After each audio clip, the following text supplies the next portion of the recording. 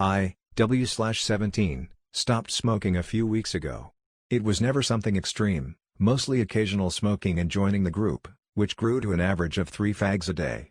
Since I can't legally buy any myself, it wasn't difficult to quickly reduce my consumption and skip the little breaks.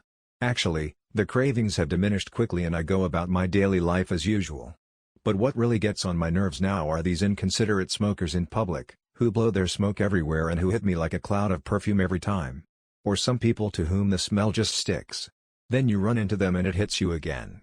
As a consequence, I have a longing in the back of my mind for the next few hours, which annoys me extremely. I mean, if you smoke, it's really your own fault and you can't complain. And I'm not sure if you can demand more consideration or stricter bans on smoking in public. Anyway, I don't think the temptation would come back that strong if people would just tolerate it less and don't practice it in public. I could scratch some people's eyes out when I've just had a good week and then some guy with a cigarette in his hand casually comes along and then until next day I'm still playing around with my lighter, lost in thought. So I confess that I get extremely upset about other people, and about me, even though they can't really help it.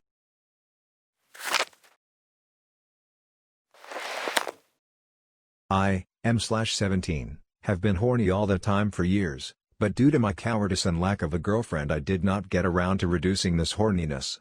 Now I finally have a girlfriend. Stupid, but from the neck down a real beauty. This said, I plan to use her only, for sex. There is actually no question of love, if only, because she is below my level. However, since I have learned to act well and would be a good son-in-law in any other way, not only my girlfriend loves me, but also her parents. And so it is difficult for me to nail her properly. Since her parents are always at home and I have no idea how I can talk my way out of this. So I want to confess that I pretend to love my girlfriend, only to fuck her over and over again. And that'll start on Friday, when her parents are finally gone.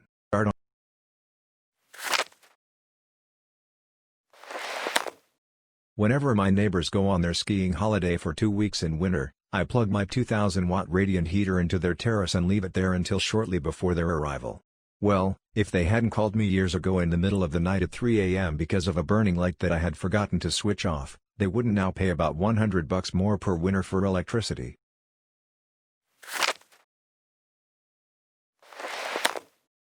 For study reasons I live temporarily in the house of my aunt and her husband. Unfortunately, my uncle-in-law and I do not have the best relationship, because he is conservative and treats me as a poor student mostly quite pejoratively. On one weekend I was, as usual, on a pub crawl with my friends. After a drunken night, probably with too much alcohol, I was glad to finally be lying in the warm bed of my room in my aunt's house at about 4 a.m. I had only managed to unlock the front door with difficulty, in retrospect a clear indicator for my clearly too high alcohol level. I drank another bottle of water, which I always do after partying, and then fell asleep. It was about 7 o'clock in the morning, when I was woken up by a clock radio. I was still half asleep when I opened my eyes. I was neither in my bed nor in my room. Before I even realized where I was lying with the residual level, 2 figures on the left and right of me stood up, which were also woken up by the alarm clock. I was actually lying in the middle between my aunt and her husband. A short but loud scream escaped my aunt before she fled into the bathroom. Simply perplexed by the situation, my uncle-in-law and I just looked at each other for at least 30 seconds. When my consciousness finally was coming back, I just mumbled, "Oh, I must have gotten the wrong room," and left the room in shame. The following days I tried again and again to explain to myself in vain how this mishap could happen to me. Unfortunately, I really had no memory of these 3 hours of my spiritual absence. The most likely thing is that I was so dead drunk that I mixed up the room after going to the toilet at night, with the room doors being separated by at least 10 meters and a left turn. This morning has never been mentioned again since. However, I still notice to this day how my uncle-in-law in particular is trying very hard to avoid contact and any communication with me. In the best case he thinks I am an excessive drinker, in the worst case he thinks I am a psychopath with a parental complex.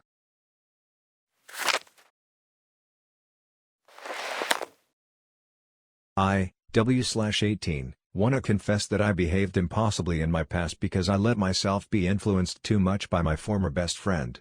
I have had many relationships without feeling anything, but in which I still swore to feel love. I slipped into the wrong circles, and when I broke off contact with these people after a crucial event, they started spreading lies and rumors about me. At that time I already noticed that I did not want to live like that and that I could not always pretend, But I was afraid to be as alone as I am now. Only one of these friends stayed with me and we came together. I soon realized that I felt nothing and therefore I avoided him until he had had enough of me, and now he also hates me, which I actually wanted to avoid. I have found many new and dear friends, all of whom are on my level, but I did not have any more relationships that year, nor did I have any more male friends, which is also very much due to the rumors. I believe in karma, and I think that this lonely time I am going through now is the punishment for the irresponsible and stupid life I have led. I am sorry, but I have really changed completely.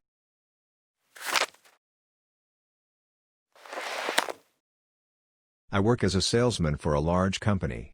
I can't bring myself to cheat people, so my sales are way down. I'm always one of the worst sellers in the store. The sales results are stored and tracked by a computer program. Due to some mistake I could not understand how I suddenly had much too good sales figures, even better, the best nationwide in the last quarter.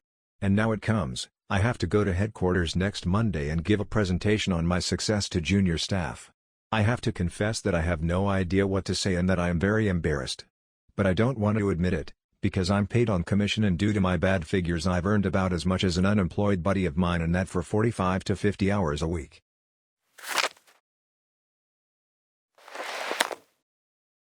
My parents and my little sister, 12, recently went on holiday for a week.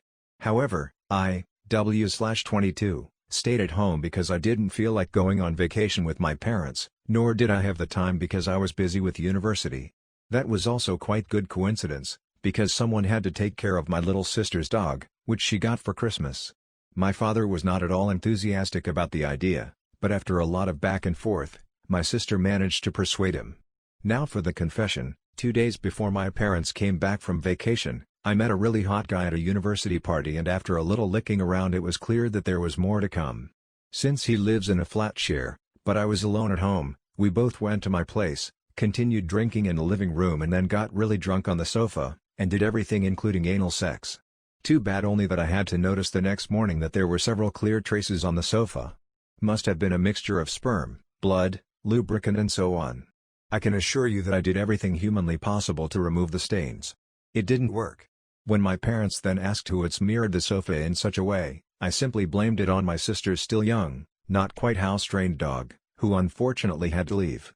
Sis, I'm sorry, but I could never and never ever have told the truth. I slept with my boyfriend at 6 in the morning on the weekend. We had quite some fun, when he suddenly started farting loudly and it stunk really bad. The stink was really bad and I almost had to throw up. When I could not stand it anymore, I went to go out of his room for a moment.